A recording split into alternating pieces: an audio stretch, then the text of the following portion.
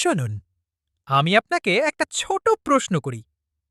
শেষবার কবে আপনি ফোনটা হাতে নিয়েছিলেন শুধু সময় দেখার জন্য, আর তারপর বুঝলেন আপনি ২০ মিনিট ধরে স্ক্রল করছেন? হয়তো একটু আগে, হয়তো আজকেই। আমি আপনাকে দোষ দিচ্ছি না, কারণ সত্যি বলতে আমরা প্রায় সবাই এখন এই একই জিনিসের মধ্যে আটকে আছি। একটা নোটিফিকেশন আসে, আমরা ফোনটা তুলে নিই। তারপর একটা ভিডিও, তারপর আরেকটা, তারপর আরেকটা। দেখতে দেখতে সময়টা কোথায় চলে যায় আমরা নিজেরাই বুঝতে পারি না। আপনি কি জানেন, একটা ছোট হিসাব করলে ব্যাপারটা একটু ভয়ঙ্কর লাগে। যদি আপনি প্রতিদিন শুধু ২ ঘন্টা সোশ্যাল মিডিয়ায় থাকেন, তাহলে ১ বছরে সেটা প্রায় ৭৩০ ঘন্টা।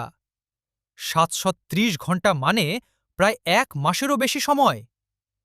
একবার ভাবুন তো, এই সময়টা যদি আপনি নিজের জীবনে লাগাতেন, একটা নতুন স্কিল শিখতে, নিজের স্বপ্নের দিকে একটু একটু করে এগোতে, অথবা শুধু নিজের মনটা শান্ত রাখতে।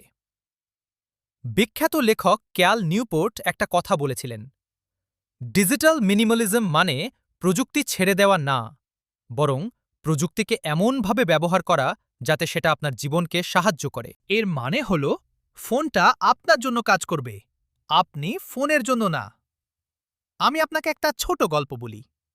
একজন ছেলে ছিল, সে সবসময় বলতো, আমার সময় নেই। কিন্তু একদিন সে তার ফোনের স্ক্রিন টাইম চেক করল। দেখল সে প্রতিদিন প্রায় ৪ ঘন্টা ফোনে কাটাচ্ছে। সেদিন সে একটা ছোট সিদ্ধান্ত নিল। সব অ্যাপ ডিলিট করা নয়, কিন্তু অপ্রয়োজনীয় কয়েকটা অ্যাপ সে মুছে ফেলল, নোটিফিকেশন বন্ধ করল, আর নিজের জন্য একটা নিয়ম বানালে, কারণ ছাড়া ফোন হাতে নেবে না। কয়েক সপ্তাহ পর সে একটা জিনিস লক্ষ্য করল, তার মাথাটা আগের চেয়ে শান্ত, সে বেশি মনোযোগ দিয়ে কাজ করতে পারছে, আর সবচেয়ে বড় কথা, তার জীবনে আবার সময় ফিরে এসেছে। বিখ্যাত দার্শনিক উইলিয়াম জেমস বলেছিলেন, আপনার জীবন আসলে তৈরি হয় আপনি কোন জিনিসে মনোযোগ দেন তার উপর। তাই আমি আবার আপনাকে একটা প্রশ্ন করি, ফোন কি আপনাকে নিয়ন্ত্রণ করছে, নাকি আপনি ফোনকে?